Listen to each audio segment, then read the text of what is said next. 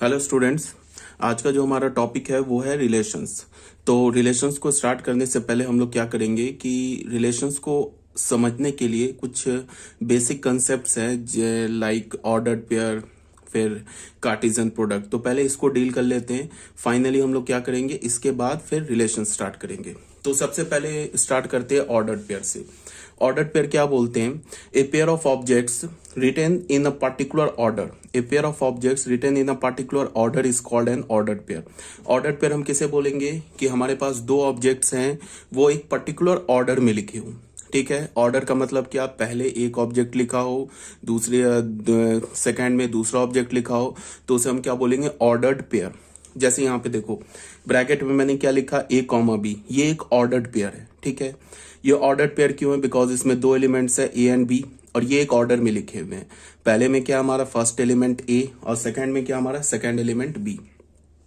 ए को हम क्या बोलेंगे? फर्स्ट कंपोनेंट बोलेंगे, या फर्स्ट एलिमेंट बोलेंगे, या फर्स्ट मेंबर बोलेंगे, या फर्स्ट कोऑर्डिनेट बोलेंगे। ठीक है, बी को same, second component, second element, second member, या सेकंड कोऑर्डिनेट। इसमें जो ये मैंने लिखा ना ए कॉमा बी, सबसे पहले बात ये समझना है कि ये एक ओपन इंटरवल नहीं लिखा है।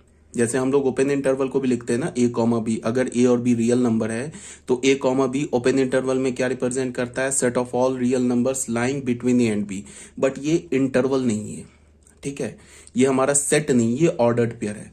तो फिर कोई बच्चा बोलेगा कि हम समझेंगे कैसे कि कब इंटरवल लिखा है या कब सेट लिखा है? तो वो गिवन कॉन्टेक्स्ट से क्लियर होगा। क्वेश्चन में क्या पूछ रहा है, कॉन्टेक्स्ट में क्या है वो, या क्वेश्चन में क्या, उससे क्लियर होगा कि कब ऑर्डर्ड पेयर की बात चल रही है या कब सेट की बात चल रही है। जैसे हमने 1,2 लिखा, तो यहाँ पे ये 1,2 ये एक ऑर्डर्ड पेयर को रिप्रेजेंट करता है। ठीक है, ये अगर 1,2 देखो तो ये एक्स वाई प्लेन पर एक पॉइंट को रिप्रेजेंट करता है। अगर तुम सेट के पॉइंट ऑफ व्यू से देखोगे तो 1,2 इज एन इंटरवल, या इसको तुम ऐसे बोल सकते हो इज एन ओपन इंटरवल। ठीक है, all real numbers lying between 1 and 2, excluding 1 and excluding 2। ठीक है, 2,1 बोलोगे तो ये भी एक हमारा इंटरवल है। ठीक है, ऑल एलिमेंट्स लाइक अगर 2,1 सेट के पॉइंट ऑफ व्यू से देखोगे तो ये हमारा एक इंटरवल है। बट ऑर्डर पेयर के पॉइंट ऑफ व्यू से देखोगे तो ये हमारा एक ऑर्डर्ड पेयर है, जिसका पहला एलिमेंट 2 है, दूसरा एलिमेंट 1 है। यहाँ पे हमारे पास तीसरा क्या है? अल्फा बीटा, ये ऑर्डर्ड पेयर है। नोट यहाँ पे मैंने क्या लिखा है? The ordered pair A comma B is different from the set A B. ये तो ऑब्वियस सी बात है, ये तो डिस्क्रीट सेट लिखा हुआ है जिसमें दो एलिमेंट ए एंड बी। ये हमारा सेट ए बी है, ये ऑर्डर्ड पेयर ए बी है। हम ऐसे भी इंटरवल को लिखते हैं, मतलब ऐसे भी हम जो कंटिन्यूअस सेट होता है ना उसको भी हम ऐसे लिखते हैं ओपन इंटरवल में। बट ये इंटरवल नहीं है, ये हमारा सेट नहीं है। ठीक है, ये हमारा एक ऑर्डर्ड पेयर है जो गिवन कॉन्टेक्स्ट से क्लियर होगा। ठीक है, अब आ जाओ बच्चों इक्वालिटी ऑफ ऑर्डर्ड पेयर। दो ऑर्डर्ड पेयर इक्वल कब होंगे? जैसे हमने बोला कि A1, B1, ये ordered pair A1, B1 equal है ordered pair A2, B2 if and only if A1 is equal to A2 and B1 is equal to B2। मतलब क्या है कि पहले वाले ऑर्डर्ड पेयर का पहला एलिमेंट दूसरे वाले ऑर्डर्ड पेयर का दूसरा एलिमेंट अगर इक्वल है, ठीक है, तो हम क्या बोलेंगे? Both the ordered pairs are equal. जैसे 1,3 ये 1,3 ये दोनों इक्वल ऑर्डर्ड पेयर है। क्यों? बिकॉज इसमें भी 1 है पहले एलिमेंट में, इसमें भी 1 है, ये 3 है, इसमें भी 3 है। बट 1,3 एंड 3,1 ये इक्वल ऑर्डर्ड पेयर नहीं है। ठीक है, हाँ इसमें दोनों नंबर्स जो इन्वॉल्व है वो तो सेम है, बट ये ऑर्डर्ड पेयर इक्वल नहीं है। क्यों नहीं इक्वल है? बिकॉज यहाँ फर्स्ट एलिमेंट तो 1 है, बट यहाँ का फर्स्ट एलिमेंट 3 है, तो 1 इज नॉट इक्वल्स टू 3, तो ये ऑर्डर्ड पेयर इक्वल नहीं है। ठीक है, अब एक सिंपल सा क्वेश्चन है, क्या बोल रहा है कि हमारे पास एक ऑर्डर पेयर दे रखा है x/2 - 1, दूसरा ऑर्डर पेयर दे रखा है y/9 + 1, ये इक्वल दे रखा है 2,1 के। Then find the values of x and y, then the values of x and y are respectively this and this. चार ऑप्शन दे रखे, बहुत सिंपल है। ये दोनों ऑर्डर पेयर इक्वल है, तो तुम क्या करो कि पहले ऑर्डर पेयर का पहला एलिमेंट और दूसरे ऑर्डर पेयर के दूसरे एलिमेंट को बराबर कर दो, वहां से x की वैल्यू मिल जाएगी। फिर दूसरे ऑर्डर पेयर के दूसरे एलिमेंट को और पहले ऑर्डर पेयर के दूसरे एलिमेंट को दूसरे ऑर्डर पेयर के दूसरे एलिमेंट को इक्वल कर दो, तो y की वैल्यू मिल जाएगी। तो यहाँ पे पहला ऑर्डर पेयर का पहला एलिमेंट क्या x/2 - 1 किसके इक्वल होगा? 2 के। तो x/2 की वैल्यू क्या हो जाएगी? 3, तो x की वैल्यू क्या हो जाएगी? 6। और y/9 + 1 किसके इक्वल होगा? 1 के।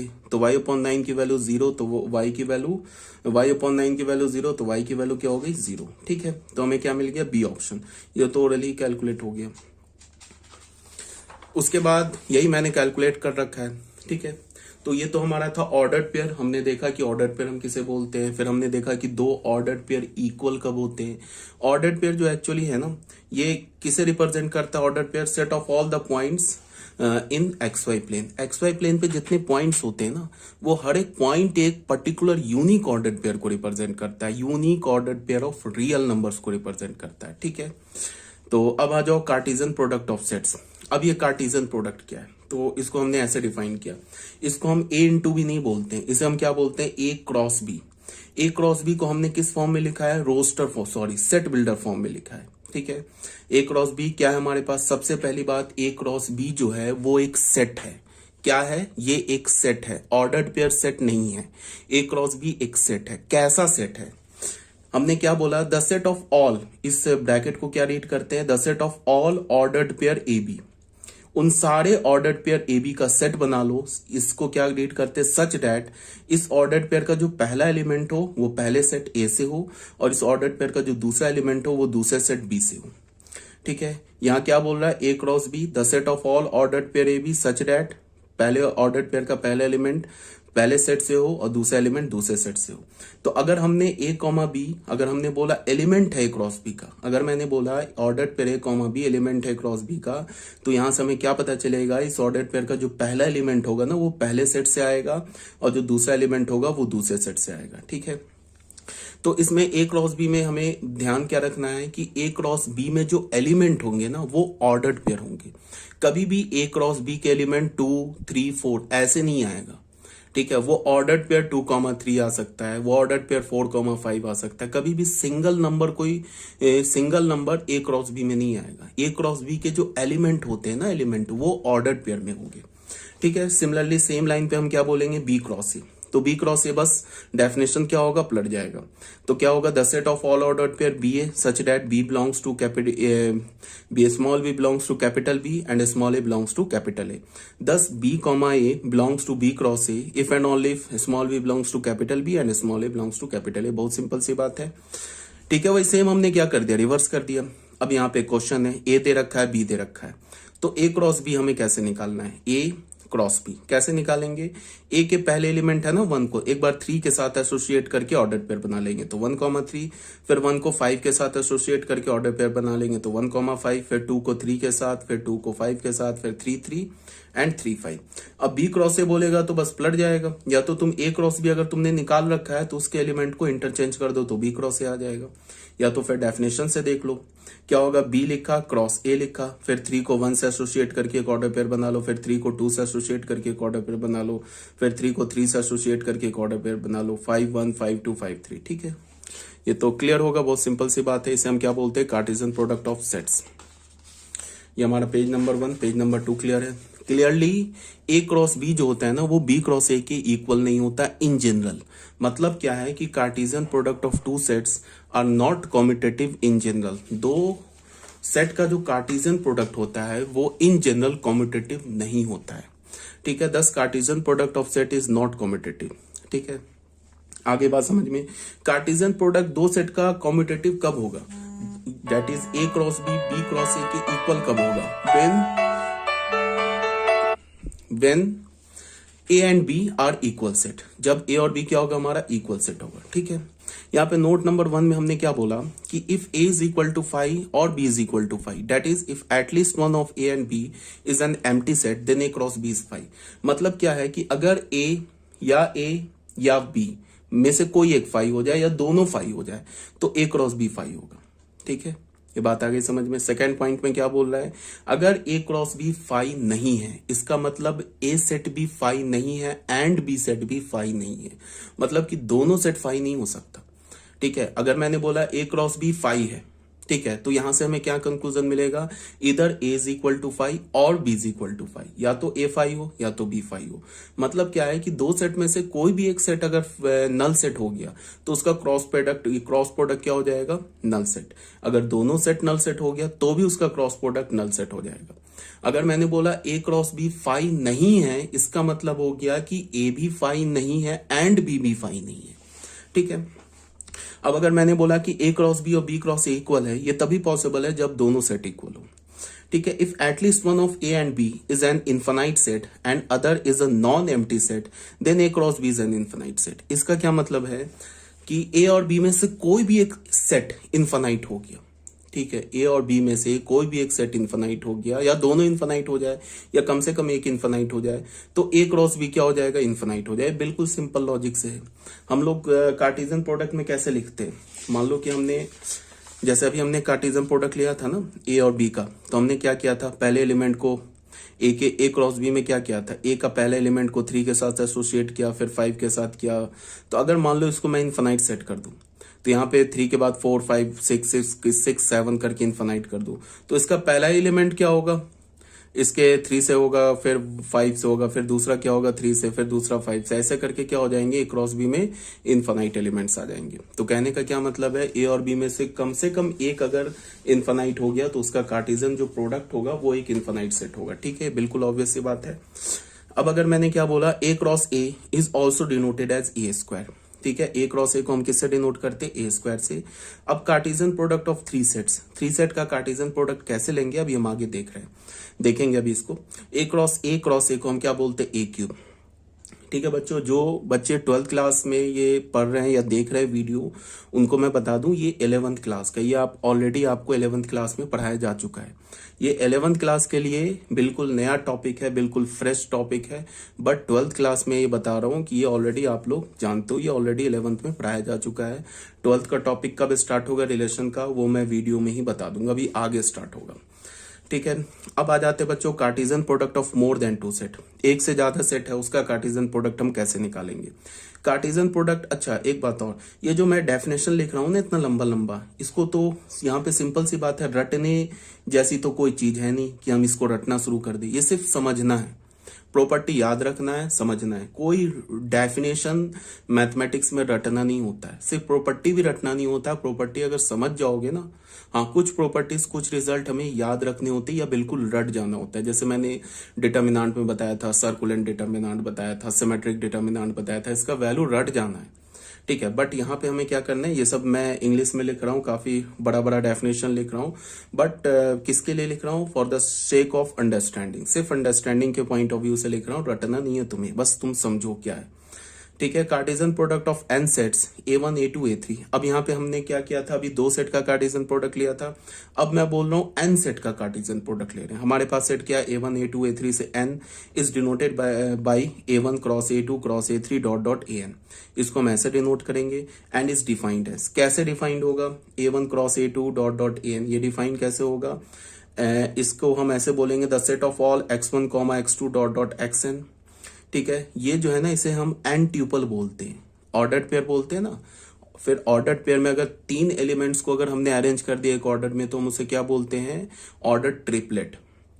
2 को किया तो ऑर्डर्ड पेयर, ऑर्डर्ड पेयर को 2 ट्यूपल बोलते हैं, ऑर्डर ट्रिपलेट को 3 ट्यूपल बोलते हैं, और एन एलिमेंट्स को अगर हमने एक ऑर्डर में लिख दिया तो उसे एन ट्यूपल बोलते हैं। ठीक है, x1 इसमें क्या होना चाहिए, ए सेट से होगा, दूसरा एलिमेंट x2 कहां से होगा, A2 से होगा। इसी तरह से करते हुए xn जो होगा किससे होगा, an से होगा। ठीक है, ये बात आ रही है समझ में, कोई प्रॉब्लम नहीं है। ठीक है, तो इसको हम ऐसे भी लिख सकते हैं शॉर्ट फॉर्म में, the set of all x1 x2, ये हमारा एन ट्यूपल है। ठीक है, x1 x2 dot dot xn such that xi belongs to ai where i is equal to 1 2 3। वही बात है, इसको मैंने शॉर्ट फॉर्म में लिख दिया। 1 का वैल्यू डालोगे, i का वैल्यू 1 तो x1 बिलोंग्स टू a1, 2 डालोगे तो x2 belongs to a2 and so on, n डालोगे तो xn बिलोंग्स टू an। ठीक है, ये था हमारा Cartesian product of more than 2 sets. यहां तक भी कोई डाउट नहीं होना चाहिए। ठीक है, the elements x1 x2 dot dot xn is called an tuple of x1 x2 xn। इसे हम एन ट्यूपल बोलेंगे, x1 x2 x3 ये जो एलिमेंट्स है ना इनका एन ट्यूपल बोलेंगे। अब आ जाओ बच्चों Cartesian product of 3 sets. 3 sets का कार्टेशियन प्रोडक्ट कैसे लिखेंगे, एकदम सेम लॉजिक से, जैसे हमने 2 सेट का कार्टेशियन प्रोडक्ट लिखा, फिर हमने क्या किया, एन सेट का कार्टेशियन प्रोडक्ट लिखा, सेम लॉजिक से 3 सेट्स का कार्टेशियन प्रोडक्ट लिखेंगे। जैसे हमने बोला ना A cross B cross C, तो हम क्या बोलेंगे, the set of all ordered pair, the set of all ordered pair ABC such that a belongs to capital A, b belongs to capital B and small c belongs to capital C. मतलब क्या करना है कि अगर हमें 3 set का Cartesian product लिखना है ना, तो हमें उन सारे ऑर्डर्ड पेयर का सेट बनाना है जिस ऑर्डर्ड पेयर नहीं, ऑर्डर ट्रिपलेट का सेट बनाना है जिस ऑर्डर्ड पेयर ट्रिपलेट का पहला एलिमेंट पहले सेट ए से हो, दूसरा एलिमेंट सेट बी से हो, तीसरा एलिमेंट सेट सी से हो। ठीक है, तो यहां हमने क्या बोला कि देन अगर मैंने क्या बोला कि ठीक है, ए बी सी अगर मैंने बोला ये ऑर्डर ट्रिपलेट है, अगर एलिमेंट है ए क्रॉस बी क्रॉस सी का, तो इससे हमें क्या पता चल रहा है, इफ एंड ओनली इफ पहला एलिमेंट जो ए है वो पहले सेट ए से होगा, दूसरा एलिमेंट बी दूसरे सेट बी से होगा, और तीसरा एलिमेंट सी तीसरे सेट सी से होगा। यहाँ पे नोट में क्या लिखा है, आर क्रॉस आर को हम आर स्क्वायर बोलते हैं, और ये आर स्क्वायर किसे रिप्रेजेंट करता है, एक्स वाई प्लेन पे जितने भी इनफाइनाइट पॉइंट्स हैं उनको रिप्रेजेंट करता है। आर हमारा क्या है, set of all real numbers. अगर तुम देखो, अगर रियल नंबर का क्रॉस रियल नंबर के साथ लोगे तो कैसे एलिमेंट मिलेंगे, 1,1 2,2 -1, पाई पाई ई 4/5, 3/7। तो ये क्या आ रहा है, ये तो पॉइंट आ रहा है ना एक्स वाई प्लेन पे। तो आर क्रॉस आर क्या है, set of all the points lying in the plane, coordinate plane. ठीक है, आर क्रॉस आर क्या है, इसको हम आर क्यूब से बोलेंगे, set of all the points in the 3 dimensional plane. जो 11th क्लास में बच्चे हैं उनको मैं बता दूं कि हमारे पास सिर्फ एक्स एक्सिस वाई एक्सिस नहीं होता है, एक जेड एक्सिस भी होता है। आप आगे पढ़ोगे, 11th क्लास को बोल रहा हूँ, 12th क्लास को नहीं बोल रहा हूँ। 12th क्लास तो ऑलरेडी जानते हैं 3D पर क्या है वो। मैंने क्या बोला कि एक्स एक्सिस वाई एक्सिस और एक तीसरा जेड एक्सिस होता है। ठीक है, ऐसे होता है, ये हमारा एक्स एक्सिस ये हो गया, वाई एक्सिस ये जेड एक्सिस हो गया, और ये हमारा एक्स एक्सिस हो गया। ठीक है, इसको हमने क्या बोल दिया, ये एक्स एक्सिस हो गया, ये वाई एक्सिस हो गया, जेड एक्सिस हो गया। तो ये सब जो हवा में पॉइंट है ना, ये जितने भी पॉइंट्स है, हाँ देखो हवा में जितने पॉइंट्स है वो सारे पॉइंट्स किसे रिप्रेजेंट करते हैं, ऑर्डर ट्रिपलेट को। ठीक है, तो आप आगे 3D में पढ़ोगे तो, बट अभी टाइम बिंग क्या समझना है कि R cross R in cross R को हम आर क्यूब बोलते हैं, और ये किसे रिप्रेजेंट करता है, set of all the points in 3 dimensional plane. ठीक है, अब आ जाओ बच्चों, अच्छा अब कोई एक एग्जाम्पल ले लूं, शायद मैंने छोड़ दिया एग्जाम्पल, एक ले लेता हूं एग्जाम्पल। जैसे अगर मैंने एक सेट ए ऐसे ले लिया, 1 2 ले लिया, 3 ले लिया। ठीक है, एक सेट हमने बी ले लिया 4,5, और एक सेट सी ले लिया हमने -1,0। हमें अगर ए क्रॉस बी क्रॉस सी निकालना है, ठीक है, तो हमें क्या करेंगे, हमने लिखा 1 को 2 3 का क्रॉस लेना हमें 4 5 के साथ, इसका क्रॉस हमें क्या लेना है, -1,0। तो पहले क्या करो तुम, कोई दो का, या तो पहले इसका क्रॉस ले लो या पहले इसका क्रॉस ले लो। चलो मैंने पहले दो का पहले क्रॉस ले लिया, क्या ले लिया, 1 4 ऑर्डर्ड पेयर में, ये तो अभी 2 सेट का क्रॉस ले रहा हूं तो ऑर्डर्ड पेयर आएगा। फिर क्या होगा 1 5, फिर क्या होगा 2 4, फिर क्या होगा 2 5, फिर क्या होगा 3 4, फिर क्या होगा 3 5। इसका क्रॉस प्रोडक्ट ले लिया -1,0। अब देखो, अब ऑर्डर ट्रिपलेट बनाएंगे कैसे, इसका पहला ऑर्डर पेयर उठाया, उसको एक बार -1 से एसोसिएट करेंगे, फिर पहले को 0 से रखेंगे, एलिमेंट कहाँ 1 4, यहाँ पे तीसरे में -1 रखेंगे। ठीक है, फिर क्या करेंगे 1 4, फिर क्या करेंगे 0, फिर क्या रखेंगे 1 5 -1, फिर क्या होगा 1 5 0, फिर क्या होगा 2 4 -1, फिर क्या होगा 2 4 0, फिर क्या होगा 2 5 -1, फिर क्या होगा 2 5 0, फिर क्या होगा 3 4 -1 3 4 0, फिर क्या होगा 3 5 -1 एंड 3 5 0। ये हमारा फाइनली क्या मिल गया, ए क्रॉस बी क्रॉस सी। समझ गया ना कैसे लिखते हैं, अगर हमारे पास 3 सेट है तो 3 सेट का कार्टेशियन प्रोडक्ट कैसे लिखते हैं। पहले किसी को भी हमने कर लिया, इस 2 का पहले कार्टेशियन प्रोडक्ट लिख लिया। अगर मान लो इस 2 का पहले लिखते हैं ना कार्टेशियन प्रोडक्ट, और जब अगर ए के साथ लेते हैं ना क्रॉस, तो वो ऑर्डर्ड पेयर के पहले एलिमेंट में लिखते हैं। ठीक है, अगर लिखते कैसे हम लोग 4 -1 4,0, पहले इसका ऑर्डर पेयर ले लेते, उसके बाद क्या करते, फिर 1 को लेते, इसका ऑर्डर पेयर क्या होता 4 -1, तो फिर लिखते 1, 4 -1। ठीक है, मतलब क्या होगा कि पहले इस 2 का क्रॉस लेते ना, तो जब इसके साथ जब क्रॉस लेते तो इसके एलिमेंट को, सेट एलिमेंट को ऑर्डर ट्रिपलेट में फर्स्ट एलिमेंट में लिखते। ठीक है, तो ये समझ में आ गया हो तो सिंपल सी बात, अभी तक जो भी पढ़ा रहा हूँ एक बार सुनोगे समझ में आ जाएगा, इसमें कोई टफ तो है नहीं। अब क्या बोल रहा है, number of element in the Cartesian product. Number of Cartesian product में कितने एलिमेंट्स होंगे।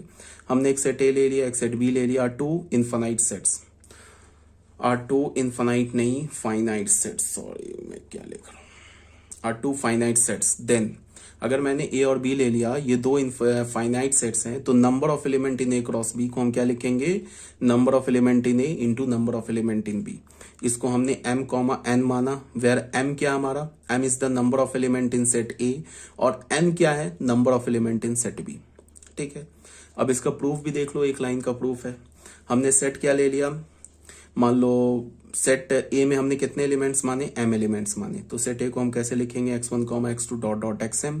बी सेट में हमने कितने एलिमेंट्स माने, n एलिमेंट्स माने, तो इसको हम क्या लिखेंगे, y1 y2 dot dot yn। तो a क्रॉस b क्या होगा, a क्रॉस b ऐसे ही तो लिखोगे, x1 को क्या करोगे, पहले y1 से, फिर x1 को y2 से, फिर x1 को करते हुए yn से, तो क्या आ जाएगा x1 y1 x2 y2 dot dot x1 y1, फिर क्या हो जाएगा x2 y1, फिर x2 y2, ऐसे करके x2 yn। इसी फॉर्म को अगर हम आगे बढ़ाएंगे तो हमें क्या मिलेगा, x3 y1 x3 y2 dot dot x3 yn, फिर x and so on, last में कहाँ पहुंचेंगे, xm सेट पे पहुंचेंगे, लास्ट में हम पहुंचेंगे xm सेट पे। ठीक है, यहाँ है ना हमारे पास xm y1 xm y2 dot dot xm yn। ठीक है, अब बच्चों यहाँ पे ध्यान से देखो कि इस a क्रॉस b को देखो, ये विजिबल है ना, हाँ यहाँ से देखो, अगर तुम ऐसे करके रो वाइज देखो तो रो वाइज कितने रोज हैं, m रोज है, बिकॉज देखो x1 फिर x2 फिर x3 करते करते कहां तक पहुंचे हम, m तक पहुंचे। तो रो वाइज देखो तो कितने रोज हैं, m रोज है। कॉलम वाइज देखो तो कितने कॉलम्स है, पहला कॉलम दूसरा कॉलम तीसरा कॉलम, पहला दूसरा तीसरा कॉलम, कितने कॉलम्स हैं, n कॉलम्स है। तो कितने रोज है, m रोज, कितने कॉलम्स है, n कॉलम्स, तो नंबर ऑफ एलिमेंट्स कितने हो जाएंगे, m इंटू n। ठीक है, तो ये तो बिल्कुल सिंपल सी बात है। तो m into n, clearly each row has n ordered pair, हर एक रो में कितनी ऑर्डर्ड पेयर है, n ordered pair, and there are m such rows. हर एक रो देखो, पहला रो है ना, इसमें कितने ऑर्डर्ड पेयर है, n ऑर्डर्ड पेयर है। ठीक है, and there are m such rows, और ऐसे कितने रोज है, m रोज है। ये थर्ड रो करते करते m रोज है, तो नंबर ऑफ एलिमेंट क्या हो गया, m इंटू n। ठीक है, अब अगर मैं बोलूं कि number of element in A cross B cross C, number of element in A cross B cross C क्या होगा, तो सिंपल सा हो जाएगा, number of element in A into number of element in B into number of element in C. ठीक है, अब यहाँ पे एक नोट में देख लो, the elements of A cross B are also called two tuple. ठीक है, तो ऑलरेडी बता दिया, ए क्रॉस बी में क्या होंगे, ऑर्डर्ड पेयर होंगे, ऑर्डर्ड पेयर को हम क्या बोलते हैं, two tuple. Element of A cross B cross C are called order triplet और थ्री ट्यूपल। ठीक है, अच्छा, Cartesian product of three sets मैंने एक बार यहां भी ले लिया है, कोई बात नहीं, ये तो ऑलरेडी बताया जा चुका है, Cartesian product of three sets. ठीक है, अब आ जाओ representation of Cartesian product of two sets by arrow diagram. ठीक है, अब कार्टेशियन प्रोडक्ट दो सेट का होगा, उसको हम एरो डायग्राम से भी रिप्रेजेंट कर सकते हैं, कैसे वो बताया जा रहा है। सेट ये दे रखा है 1 2 3 और सेट दे रखा है बी, तो हम लोगों ने क्या किया कि दो ऐसे करके हमने सेट बना लिया। ठीक है, ऐसे ए और बी सेट बना लिया। ए सेट को क्या किया, ए सेट में क्या 1 2 3, बी सेट में क्या ए बी, तो 1 किससे एसोसिएट होगा, ए से बी, 1 बी से बी, फिर 2 बी ए से, 2 बी बी से, फिर 3 बी ए से, फिर 3 बी बी से। तो ये था एरो डायग्राम। ठीक है, एक बार सुन लो याद हो जाएगा, इसका एज सच कोई यूज नहीं है, बट फिर भी बुक में लिखा होता है तो मैंने भी बता दिया, कोई प्रॉब्लम नहीं है। ये क्रॉस नहीं है, ये एक्स एक्सिस है। यहाँ पे क्या बोल रहा है, graphical representation of Cartesian product of two sets. Graphical representation बोलो या लैटिस मेथड बोलो, एक ही बात है। ठीक है, या आप इसको लैटिस मेथड भी बोल सकते हो, TICE मेथड। इसमें हमने क्या करते हैं कि हमारे पास ए सेट है, इसका कोई यूज नहीं है, ये कभी ना जेईई मेंस में आएगा, ना एडवांस में आएगा, ना बोर्ड में आएगा, कभी नहीं आएगा, बट फिर भी लिखा है, एक सेकंड के लिए सुन लो। ए सेट हमारे पास दे रखा है 1 2 3, बी सेट हमारे पास दे रखा है 2 4। तो हमने क्या किया, ए सेट को हमने एक्स एक्सिस पे प्लॉट कर दिया, बी सेट को हमने वाई एक्सिस पे प्लॉट कर दिया। उसके बाद 1 से एक straight line vertical line draw किया, 1 2 3 से हमने क्या किया, हॉरिजॉन्टल लाइन ड्रॉ किया। ठीक है, अब हमारे पास क्या है कि 1 2 कार्टेशियन प्रोडक्ट में आएगा ना 1 2, तो यहां से 1 ले गए और यहां से 2 लिया, डॉट बना दिया। फिर क्या होगा 1 4 भी आएगा, तो यहां से 1 ले गए एंड 4, हमने 1 2 3 एंड 2 4। ठीक है, 1 2 भी आएगा, फिर क्या आएगा 1 4, तो यहां से 1 लेंगे और ए क्रॉस बी हमने क्या कर दिया है, बी क्रॉस सी। ठीक है, इसमें कोई प्रॉब्लम नहीं है सच, बट फिर भी देख लो। 1 2 3 2 एंड 4। ठीक है, यहां पे हमारा अगर ए क्रॉस बी लिखेंगे, ठीक है, तो ए क्रॉस बी में क्या होगा 2 1 1 2। ठीक है, 1 2 हो गया, फिर क्या होगा 1 4 होगा, तो 1 है, 4 तो मैंने बनाया ही नहीं है, फिर 3 4। ये हमारा जो पॉइंट है ना, ये किसे रिप्रेजेंट कर रहा है 1 2 को। ठीक है, फिर ग्राफिकल लैटिस में था। ठीक है, फिर 1 4 भी होगा, तो ठीक है, यहां पे एक 4 बना लो ऐसे करके, तो 1 2 होगा, फिर 1 4 होगा, तो ये पॉइंट हो जाएगा 1 4। फिर क्या होगा 2 2, तो देखो ये 2 2। फिर क्या होगा 2 4, तो 2 4 एक यहाँ पॉइंट बना लो। फिर क्या होगा 3 2, तो 3 2 यहाँ पॉइंट बना लो। फिर क्या होगा 3 4, तो 3 4 एक यहाँ पॉइंट बना लो।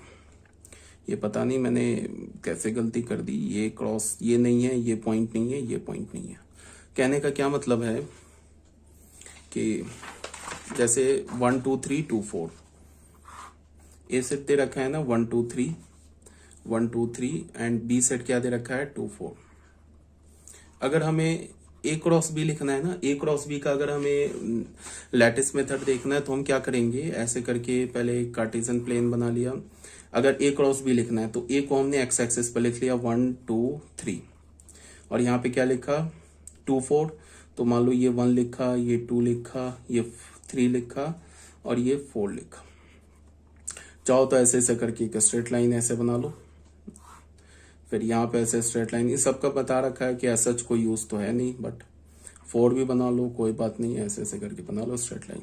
अब अगर कार्टेशियन प्रोडक्ट लोगे तो क्या आएगा 1 2, तो 1 2, यहां से 1 एक्स एक्सिस से 1 और वाई एक्सिस से 2 ऐसे डॉट कर दिया। फिर क्या आएगा 1 4, तो यहां से 1 यहां से 4 ये डॉट कर दिया।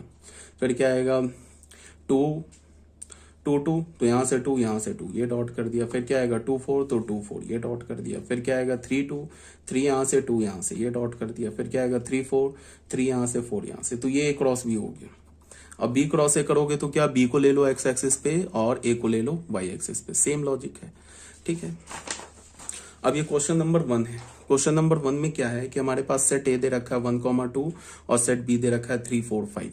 तो हमें क्या निकालना है, A cross B cross A and B cross B. तो ये क्या हमारा डू इट योर सेल्फ, ये आप खुद ही करेंगे सॉल्व। ठीक है, इसमें कोई दिमाग तो लग नहीं रहा है। फिर हमारा क्वेश्चन नंबर 2 में क्या है, हमारे पास एक सेट दे रखा है 2 3, सेट बी दे रखा है 4 5 और सेट सी दे रखा है 5 6। हमें क्या फाइंड आउट करना है, A cross B union C. पहले बी यूनियन सी निकालो, यहां लिख दो, फिर उसके साथ ए सेट का क्रॉस ले लो। ये सब क्वेश्चन आप सेकेंड भी खुद से करोगे। क्वेश्चन नंबर 3 में क्या है, express set A such that x comma y. एक सेट हमें बनाना है ए, उसमें क्या है x comma y such that y plus 2x is equal to 5 where x and y belongs to whole number as the set of order pair. मतलब इस set ए जो कि हमारा किस फॉर्म में लिखा हुआ है, ये बच्चे जो सेट है ना, ये हमारा किस फॉर्म में लिखा है, सेट बिल्डर फॉर्म में।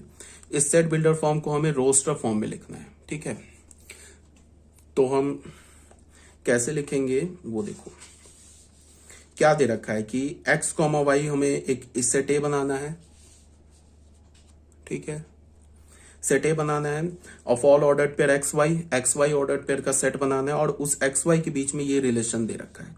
क्या दे रखा है कि y प्लस 2x किसके इक्वल होना चाहिए, 5 के इक्वल होना चाहिए, और x और y क्या होना चाहिए, होल नंबर। तो हमारे पास क्या दे रखा है ये देख लो, y प्लस 2x क्या है हमारे पास 5, तो हमने y को क्या कर दिया 5 माइनस 2x बोल दिया, और x y क्या होना चाहिए होल नंबर। तो हमने स्टार्ट किया x का वैल्यू 0 डाला, तो 0 डाला तो y भी हमें होल नंबर मिल गया, तो 0,5 एलिमेंट हो गया का। पहले 0 क्यों लिया, बिकॉज जो हमने सेट लिखा है ना उसमें पहले x है, तो पहले x का वैल्यू लेंगे बाद में y का वैल्यू लेंगे, तो 0,5 बिलोंग्स टू a हो गया। फिर x का वैल्यू 1 डाला यहाँ पे ना, तो 5 का वैल्यू क्या हो जाएगा, फिर होल नंबर आ गया, तो 1,3 भी a का एलिमेंट हो गया। x का वैल्यू 2 डाला तो y का वैल्यू क्या मिलेगा 1, अगेन होल नंबर, तो 2,1 भी क्या हो गया a का एलिमेंट हो गया। अगर हमने x का वैल्यू 3 डाला तो y का वैल्यू -1 जो कि होल नंबर नहीं है, तो क्या होगा फिर 3, -1 not belongs to set A. अब अगर तुम x का वैल्यू 4 डालोगे तो अगेन y होल नंबर नहीं आएगा, ठीक है। तो हमारे पास सेट ए में कितने एलिमेंट्स हो गए, 3 एलिमेंट्स। कौन कौन से एलिमेंट्स हो गए, 0,5, 1,3 एंड 2,1। अब एक बात को ध्यान में रखना कि अगर मैं बोलूं कि सेट ए का एलिमेंट 0 है क्या, तो अभी भी बहुत सारे बच्चे बोलेंगे हाँ ट्रू है, ठीक है। सेट ए का एलिमेंट 0 नहीं है, सेट ए का एलिमेंट 5 नहीं है, सेट 5 नहीं है, सेट ए का एलिमेंट 3 नहीं है, सेट ए का एलिमेंट 2 नहीं है, सेट ए का एलिमेंट 1 नहीं है। सेट ए का एलिमेंट ऑर्डर्ड पेयर, ये समझना होगा। अगर मैं बोलूं कि सेट ए का एलिमेंट 0,5 ऑर्डर्ड पेयर है क्या, तुम बोलोगे ये ट्रू है। 0 अगर मैं बोलूं तो ये ट्रू नहीं है, ठीक है। तो ये समझ में आ गया होगा। सेट ए में 3 एलिमेंट्स हो गए, ऑर्डर्ड पेयर 0,5, दूसरा ऑर्डर्ड पेयर 1,3, तीसरा ऑर्डर्ड पेयर 2,1, ठीक है।